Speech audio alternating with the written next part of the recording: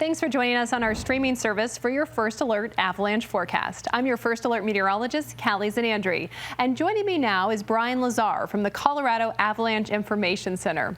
Brian, over the weekend, an avalanche caught and carried a group, even briefly burying one rider. Can you walk me through what happened? Yeah, and I think the best way to do that is to just kind of show some of the video footage. So here's a point of view and you can see that this rider got swept down in a slab avalanche, a wind slab avalanche, about a foot thick. And so this is classic kind of wind slab behavior. You can see as his friends were going down to try and help him, they triggered the remainder of that slab, which we call hang fire. This did wash this person into the trees where they dislocated their shoulder. Fortunately, they were able to reduce that in the field, and they all got back to the trailhead without any major injuries or worse. Brian, what are the biggest takeaways from this incident that backcountry users should learn from? There's a couple key takeaway points. One is that this group did see signs of instability on their ascent route. So they were aware of the avalanche problems, and they did notice some stiffer wind-drifted snow and saw localized cracking on their ascent. And we always warn about this in the avalanche forecast. When Mother Nature is giving you clear signs of instability, it's often a really good signal to move to more wind-sheltered terrain or more gentle slopes. The other was that this group, didn't manage their progression downhill as they intended, and this is a common contributing factor to avalanche accidents. They ended up kind of doing a little bit of leapfrogging and put that person who got swept into the trees lower down on the slope that they intended to be.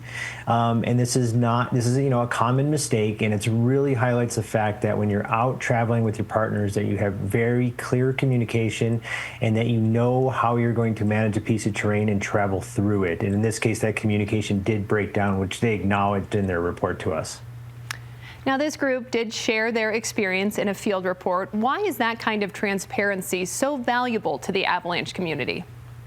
Yeah, I really do want to applaud this group for sharing a mistake. I mean, it's hard for us as people to share things that we've done wrong. There's embarrassment. There's also fear of, being publicly shamed on things like social media platforms. And this group was brave enough to share that experience, which is key for a few reasons. One, it's invaluable information for us as avalanche forecasters. But two, it really does, illustrate the kinds of avalanches that, we were warning about, and provides a really good example for the public at large. So this is a public safety contribution for not only us, but the public. Now, are we seeing an uptick in human-triggered avalanches? Well, we did see an uptick, starting on Friday. So we had, 5 people caught in 4 separate incidents. Fortunately, these were mostly on the small side, and we only, had a couple minor injuries where everyone else was able to, walk away unscathed. So, a little bit of new snow, some pent-up demand, and some strong winds led to, a rash of mostly wind slab avalanches. With beautiful weather drawing people into the mountains, what's your key message for anyone heading out over the next couple of days? Yeah, so things are going to change. One little piece of depressing news is that we are, right at all-time low at statewide average snowpack right now. That red line is a daily time series of low snowpack. And you can see that black line is this year, and we are kissing that red line right now. With a week of pretty dry, warm weather coming in, we're likely to set some all-time low snowpack. In terms of avalanche conditions, it means that the wind slab avalanche like this one, which was another one of those incidents on Jones Pass, similar to the one we just showed in Rocky Mountain Park, is going to drop off the radar. And that does leave us with this persistent slab avalanche problem, which is going to be with us for a while. So, we keep talking about these north and east facing slopes, particularly at the higher elevations, being problematic. That snowpack structure is not going away. The likelihood of triggering an avalanche is very slowly declining, in the absence of new snow. But you can see the size or the potential consequences of these avalanches are not changing at all.